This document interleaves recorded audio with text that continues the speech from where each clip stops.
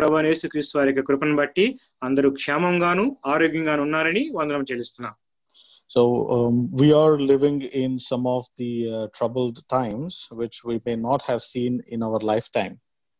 మన జీవిత కాలంలో ఇప్పటి వరకు మన చూడనటువంటి కష్ట కాలంలో మన జీవితాన్ని మనం ఇప్పుడు గడుపుతా ఉన్నాం. And I wanted to share a few encouraging words from the scriptures. మరి కొన్ని లేఖన భాగములు దేని యొక్క వాక్యం నుంచి పంచుకోవాలని ఆశపడతా ఉన్నా. Because of lately when I follow the news in different places, I haven't come across anything which is kind of a good news, I would say. నాకనిక మరి ఏ మూల నుంచి నేను చూసినప్పటికీ ఎటువంటి మంచి వార్త కూడా నేను వినలేనివాడు ఉన్నా. And therefore the only hope for a believer is in the word of God. మరి విశ్వాసికి ఉంచబడిన నిరీక్షణ ఏమంటే కేవలము దేవుని యొక్క వాక్యం మాత్రమే అయి ఉన్నది. The only difference between us and the people in this world is that we have the very word of God with us. మరి లోకంలో ఉన్న ప్రజలకును మనకు ఉంచబడిన ఒక వ్యత్యాసము తేడా ఏమంటే మనకు దేవుని వాక్యం అనేది ఉంచబడింది. And out of these hundreds and thousands of comforting words, I just want to share a very few with you. మరి ఈ యొక్క లేఖన భాగంలో ఉంచబడిన వందల కొలది వేల కొలది ఆదరణ మాటల్లో కొన్ని నేను మీతో పంచుకోవాలని ఆశపడతా ఉన్నాను. So let us turn our Bibles to the Gospel according to Saint John, chapter 14, verse 1. పరిశుద్ధుడైన మరి యోహాను భక్తుడు రాసిన యోహాను సువార్త 14వ అధ్యాయము మొదటి వచనం. Verse 1. John, chapter 14, Gospel according to Saint John, chapter 14, verse 1. యోహాను సువార్త 14వ అధ్యాయము మొదటి వచనం. So it says, "Let not your heart be troubled. Ye believe in God, believe also in me." మీ హృదయములను కలవరపడనీయకుడి, దేవుని యందు విశ్వాసముంచుచున్నారు, నా యందును విశ్వాసముంచుడి. So my personal opinion, chapter 14 until chapter 16, 17 in the book of Gospel according to John is the most beautiful expression of love. మరి సహోదరుని యొక్క మరి ఉద్దేశము లేక మరి దాని యొక్క మరి అభిప్రాయం ఏంటంటే ఈ 14, 15, 16, 17 వచనములు మరి అద్భుతమైన ప్రేమ దీనిలో ఉంచబడినది. It shows the love of God the Father and the Son Jesus Christ, and also it shows the love of the Son for the people. కనుక ఈ యొక్క అధ్యాయాలు 4 అధ్యాయాల్లో కూడా తండ్రి అయిన దేవుని యొక్క ప్రేమ, కుమారుడు యేసుక్రీస్తు వారి యొక్క ప్రేమ, మరి ఆ ప్రేమ ప్రజల పక్షంగా ఏమైనదో కనపరచబడుతుంది. These verses is coming at a very hard time for Christ himself when he was in earth. ప్రభువైన యేసుక్రీస్తు వారు ఈ భూలోకంలో ఉండగా ఈ యొక్క మాటలు ఆయన నోటి నుంచే వచ్చినాయి, వెలువడినాయి. So if we see the chapter before this, that's the Last Supper. మరి ఈ యొక్క అధ్యాయానికి ముందు చూస్తే గనక అది చివరి మరి పస్కాగా ఉంచబడింది. It's one of the painful period in the life of Jesus. యేసుక్రీస్తు వారి జీవితంలో అదొక బాధాకరమైన సమయము. Because one of his trusted associate, one of the 12 is going to betray him. ఎవరినైతే ఆయన నమ్ముతూ వచ్చినాడు ఆ 12 మందిలో ఒక వ్యక్తి ఆయనను అప్పగించినాడు. And a very close associate of Jesus Christ, he was part of the inner circle. Peter, he is going to deny him 3 times. మరి యేసుక్రీస్తు వారితో అతి సన్నిహితంగా ఉంచబడిన వారిలో ఉంచబడిన పేతురు ఆయన నమ్మను, ఆయన ఎరుగను అని బొంకే పరిస్థితించబడింది. And these 12 disciples, they are all going to forsake him and they are going to be scattered. మనకు ఈ 12 మంది శిష్యులు కూడా ఆయన్ను విడిచిపెట్టి వారు చెల్లాచెదరైపోయిన పరిస్థితి అది. He is going to be handed over to the ungodly people. కనుక మరి ఇక దేవుని నమ్మని ప్రజలకు అది అప్పగించబడేట్టుగా ఉంచబడిన పరిస్థితి. He is going to be forsaken by the Father himself. మరి తండ్రి చేతే ఈయన విడవబడిన పరిస్థితి అది. He is going to take upon the sins of the entire world on that cross. ఆ యొక్క శిలువలో లోకం యొక్క పాప పరిహారం అంతా కూడా ఆయన మీద తీసుకునే సమయం అది పరిస్థితి. sometimes when we come home from work, కొన్నిసార్లు మనం ఇంటికి మరి కొంత పని మీద వచ్చినప్పుడు we will be very angry at the people in our house. మన ఇంట్లో ఉన్న వాళ్ళ మీద మనం చాలా కోపంగా ఉంటాం. The reason is because of the work pressure. Some tension is on us, our burden is on us, so we act very weirdly. మరి కారణం ఏంటంటే మనపై ఉంచబడిన పని ఒత్తిడి, ఆ పని ప్రభావం బట్టి మరి ఇంట్లో వాళ్ళ మీద మనం చాలా కోపంగా ఉంటాం. Here Christ has a lot of burden upon himself on that particular time, but the words coming out of his mouth is, let not your heart be troubled. ప్రభువైన యేసుక్రీస్తు వారి పరిస్థితి చూస్తే ఆ సందర్భంలో, ఆ సమయంలో మరి ఎంతో మరి ఒత్తిడి ఉంచబడిన పరిస్థితి అయినప్పటికీ ఆయన నోటి నుంచి వస్తున్న మాటలు ఏమంటే, మీ హృదయములను కలవరపడనీయకుడి. He was the one who needed comfort, to be comforted. మరి ఆయనకు ఆ పరిస్థితిలో మరి యొక్క ఆదరణ అనేది అవసరము. He needed the support from his trusted associates. ఎవరైతే ఆయన నమ్ముతూ వచ్చినారో ఆ వ్యక్తుల నుంచి ఈయనకి ఆదరణ అనేది అవసరము. But God so loved us, he wanted to take care of us even amongst all his problems. కనుక ప్రభువైన యేసుక్రీస్తు వారు మనల్ని ప్రేమించిన కారణం చేత, ఆయనతో పాటు మనల్ని ఉండేదాని కొరకై ఆయన ఏర్పరచుకున్న కారణం చేత, ఆయన గురించబడిన ఆ యొక్క కష్ట సమయాలన్నింటిలో కూడా ఆయన మన కొరకే ఆదరణ మాటలు ఇస్తున్నారు. So one thing we need to remember is, when we are in midst of a lot of confusion, when we are in midst of a lot of problems, when we are in midst of trials and temptations, we have to believe that Christ is going to take care of us. ఒక సంగతి మనము జ్ఞాపకించుకోవాలి ఏమంటే, మన పరిస్థితులన్నిటిలో, కష్టములన్నిటిలో, ఇబ్బందులన్నిటిలో, శోధనలన్నిటిలో కూడా దేవుడే మన గురించి పట్టింపు బాధ్యత వహించేవాడై ఉన్నాడని. He so much takes care of it. He was worried so much for his disciples because he knows, Jesus knew that after his death, his burial, he is going to be resurrected again. But what he knew also was the disciples in those 3 days, they are going to be disheartened completely. కానీ యేసు ప్రభువు వారు తెలుసండి, ఆయన చనిపోయి సమాధి చేయబడి తిరిగి పునరుద్ధానాలు లేస్తాడని. ఈ 3 దినాల్లో మరి శిష్యులంతా కూడా చెల్లా చెదరైపోతారు అనేది కూడా ఆయన తెలుసు. So he loved them so much. He loved us so much. ఆయన వారిని ఎంతగానో ప్రేమించినాడు, మనల్ని కూడా ఎంతగానో ప్రేమించినాడు. The word of God, it says, is the same. He is the same yesterday, today and forever. దేవుని వాక్యం ఇలాగ చెప్తుంది, ఆయన నిన్న, నేడు, ఎప్పటికీ యుగయుగములు ఒక్కటే రీతిగా ఉన్న దేవుడు. And what he said to his disciples in those days, he is saying the same to us, be not troubled. ఆ దినాల్లో ఆయన శిష్యులకు ఆయన ఏదైతే చెప్తూ వచ్చినాడో, ఈ దినాల్లో మనకు కూడా అదే చెప్తున్నాడు ఆయన, కలవరపడవద్దు. In the same chapter, verse 16, if we see, he says, and I will, John chapter 14, verse 16. యోహాను సువార్త 14:16. And I will pray the Father, and he will give you another comforter, that he may abide with you forever. నేను తండ్రిని వేడుకొందును, మీ ఎల్లప్పుడూ నుండుటకై ఆయన వేరొక ఆదరణకర్తను, అనగా సత్య స్వరూపియగు ఆత్మను మీకు అనుగ్రహించును. So God, when Jesus knew that he is going to ascend to the Father in glory and honor, he did not want us to leave without comfort. యేసు ప్రభువారికి తెలుసు, ఆయన పరలోకమునకు మహిమతో మరి తండ్రి యొద్దకు ఆరోహణమవుతున్నాడని. ఆ సమయంలో మనను ఆదరణ లేకుండా విడిచిపెట్టాలని కోరట్లేదు, కానీ ఆదరణకర్తను మనకు అనుగ్రహించాలని కోరుతున్నారు. So he says, I will pray the Father, and he will give you another comforter. ఆయన అంటున్నారు, నేను తండ్రిని వేడుకొందును, ఆయన మీకు వేరొక ఆదరణకర్తను అనుగ్రహించును. And the key word here is that he may abide with you forever.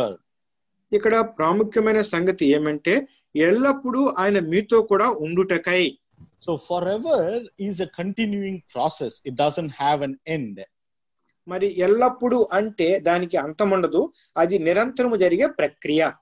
So Jesus, when he said to his disciples, he will give the comforter who will abide forever, meaning the same comforter is in work even today.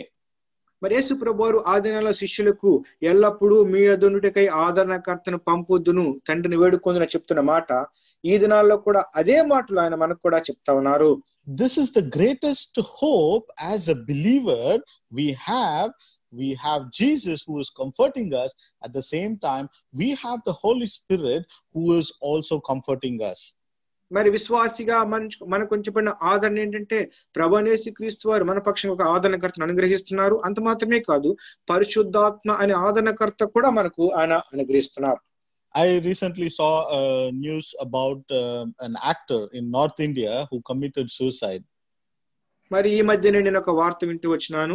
ఆ north ఇండియాలో ఉంచబడిన ఒక మరి actor మరి ఆత్మహత్య చేసుకున్నాడు. I was very saddened. He was a youth, but he just didn't want to live anymore. కానీ ఆయన యవనస్తుడు, ఆయన ఇంకా ఆయన జీవించాలని కోరుకోకుండా ఆత్మహత్య చేస్తున్నాడు. దాని విషయం ఎంతో చింతించినాను నేను. He had everything. ఆయన సమస్తం ఉన్నది. He had money, he had fame, he had power, but yet he did not have the inner peace. ఆయనకి డబ్బు ఉందండి, మరి మంచి పేరుంది, ఆస్తి ఉంది, అయినప్పటికీ ఆయన లోపల శాంతి అనేది లేదు. I even read that he owned a plot in the moon. నేను మరి సహోదరు వింటూ వచ్చినారు, ఆయనకు ఈ చంద్రుపైన కూడా ఒక ఫ్లాట్ ఉందని. But he did not care for his soul. కానీ ఆయన తన యొక్క మరి ఆ ప్రాణం గురించి ఆయన ఎటువంటి పట్టింపు లేదు. He did not have hope in himself. మరి తనకు తానుగా ఎటువంటి నిరీక్షణ లేనివాడు ఉన్నాడు. But we have a bigger hope. మనకైతే ఒక గొప్ప నిరీక్షణ ఉంది. The Bible says, what it is worth if a man gains the whole world yet loses his soul, what will be the profit for him? Bible చెప్తా ఉందండి, ఒక మనుషుడు సమస్తమును లోకమంతటిని సంపాదించుకొని తన ప్రాణమును పోగొట్టుకుంటే వానికి ఏమి లాభము? People in the world, among troubles and problems, they don't have hope. మరి ఈ లోకంలో ఉంచబడిన ప్రజలు వారి కష్టముల్లో లేక వారి శ్రమల్లో వారికి ఏ విధమైన నిరీక్షణ లేని వారు ఉన్నారు. But we have a God who cares for you and me so much that he is willing to say there will be a comforter with you forever. మీకు నాకు ఉంచబడిన నిరీక్షణ ఏమంటే మన కొరకై ఒక దేవుడు ఉన్నాడు. ఆ దేవుడు ఎల్లప్పుడూ మన కొరకై ఆదరణకర్తను అనుగ్రహించే వారే ఉన్నారు. I want you to turn to the Gospel of Matthew. చూడండి, మత్తయి సువార్త వైపు మరలాలని కోరుతున్నా. 9th chapter. మత్తయి సువార్త 9వ అధ్యాయము verse 22. 9th chapter verse 22. 22. Mattayi 9:22. But Jesus turned about, and when he saw her, he said, "Daughter, be of good comfort, thy faith has made thee whole." మత్తయి 9:22. యేసు వెనుకకు తిరిగి ఆమెను చూచి, కుమారి ధైర్యంగా ఉండుము, నీ విశ్వాసం నిన్ను బాగుపరచునని చెప్పగా ఆ గడియ నుండి ఆ స్త్రీ బాగుపడెను. So he says, daughter, be of good comfort. ఆయన చెప్తూ వచ్చినారు, కుమారి ధైర్యంగా ఉండు. Jesus says, my peace I leave unto you. నా యొక్క శాంతిని నీకు అనుగ్రహించబోతున్నాను. So he is not going to leave us comfortless. ఆయన మనను ఆదరణ లేని వారిగా విడిచిపెట్టాలని కోరట్లేదు. Whatever problems you may be going through, నువ్వు ఎటువంటి సమస్యలు గుండా వెళ్తున్నప్పటికీ, whatever situations you are in, నువ్వు ఎటువంటి పరిస్థితుల్లో ఉన్నప్పటికీ, just remember that Jesus died for you. He gave his own life. He gave up his own life for you and me. మనం జ్ఞాపకం ఉంచుకోవాల్సిందల్లా ఆయన మనల్ని ప్రేమించినాడు, తన ప్రాణాన్నే మన కొరకు ఆయన అర్పించినాడు. Let's turn to Luke chapter 17, Gospel of Luke.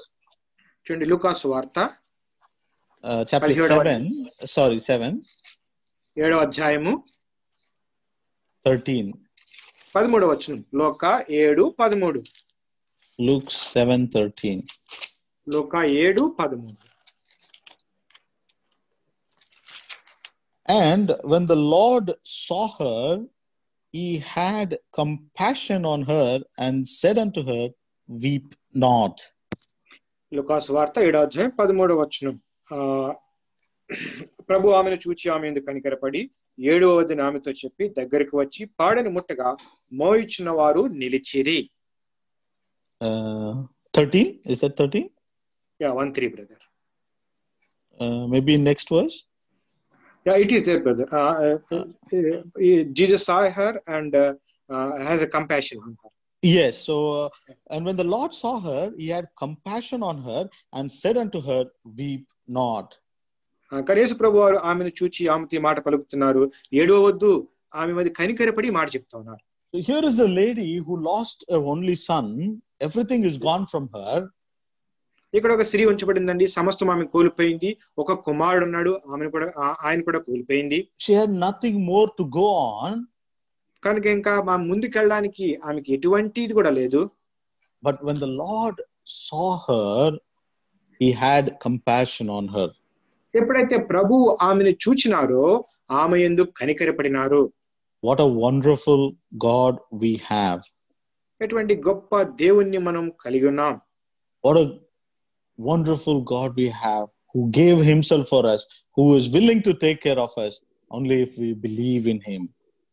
మనం ఎటువంటి గొప్ప దేవుని కలిగి ఉన్నాం చూడండి. మన కొరకై మనం ప్రేమించిన దేవుడు, సమస్తమును అర్పించిన దేవుడు. Again, same thing in John 14, he says, I will not leave you comfortless. అదే యోహాను సువార్త 14వ అధ్యాయంలో ఆయన అంటాడు, అదే వచనంలో, మిమ్మల్ని ఆదరణ లేని వాడిగా విడిచిపెట్టను. And in John 16:33, యోహాను సువార్త 16:33లో, John 16:33, he says, these things I have spoken unto you, that in me ye might have peace in the world, and ye shall have tribulation. But be of good cheer, I have overcome the world. యోహాను సువార్త 16:33, నా యందు మీకు సమాధానము కలిగినట్లు ఈ మాటలు మీతో చెప్పుచున్నాను. లోకములో మీకు శ్రమలు కలుగును, ఆయనను ధైర్యం తెచ్చుకొనుడి, నేను లోకమును జయించి ఉన్నానెను. So he overcame the world for us. మన కొరకు ఆయన లోకాన్నే జయించినారు. He is such a wonderful, amazing God that we serve. మనము మరి సేవిస్తున్న దేవుడు అద్భుతమైన ఆశ్చర్యకరమైన దేవుడు. He says, believe in me. ఆయన చెప్తా ఉన్నారు, నా యందు విశ్వాసముంచుడి. Believe in me, trust in me. నా యందు నమ్మిక ఉంచండి, నా యందు విశ్వాసం ఉంచండి అని చెప్తున్నారు. The Bible says, he that is with us is greater than that in the world. మనలో ఉన్నవాడు లోకంలో ఉన్నవాని కంటే కూడా గొప్పవాడు. Lastly, we'll read a verse in Romans and we will close. చివరిగా One of my Romans chapter 8 రోమా 8వ అధ్యాయము is one of my favorite verse. సహోదరునికి ఇష్టమైన మాట.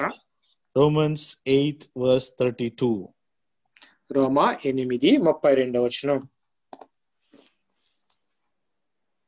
He that spared not his own son, but delivered him up for us all, how shall he not with him also freely give us all things? రోమా 8:32, తన సొంత కుమారుని అనుగ్రహించుటకు వెనుక తీయక మనందరి కొరకు ఆయన అప్పగించిన వాడు ఆయనతో పాటు సమస్తమును మనకెందుకు అనుగ్రహింపడు. So we saw that Jesus Christ was comforting us, and he said he will pray to the God that he might send a comforter to us. మనం చూస్తూ వచ్చినాము, ప్రభువైన యేసుక్రీస్తు వారు మనల్ని ప్రేమించినారు, మనల్ని ఆదరించుట కొరకే తండ్రిని వేడుకుంటున్నారు ఒక ఆదరణకర్తను పంపమని. And here this verse 32 talks about God the Father. ఈ 32వ వచనంలో మనం చూస్తే తండ్రి అయిన దేవుడు, so he did not spare his only begotten son, who is Jesus Christ. ఆయన సొంత కుమారుడు యేసుక్రీస్తు వారిని ఆయన మనకు అనుగ్రహించుటకై ఆయన వెనుకతీయల.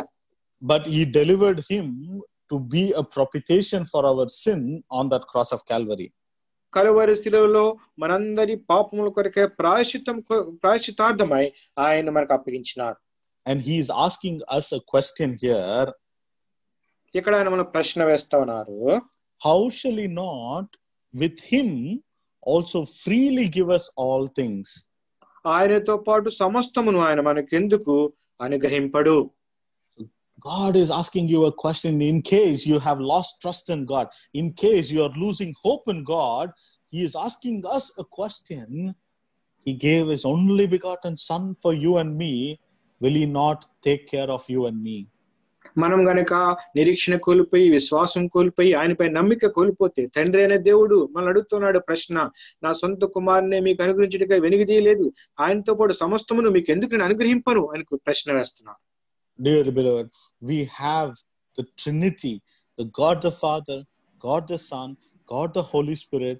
All three of them individually, they are comforting us. ప్రియమైన వారలారా, మనము త్రిత్వమైన దేవుని కలిగి ఉన్నాం. తండ్రి అయిన దేవుడు, కుమారుడైన దేవుడు, పరిశుద్ధాత్మ దేవుడు, వారు ముగ్గురు కలిసి మనకు మరి పరిచర్య చేస్తా ఉన్నారు. So they are comforting us.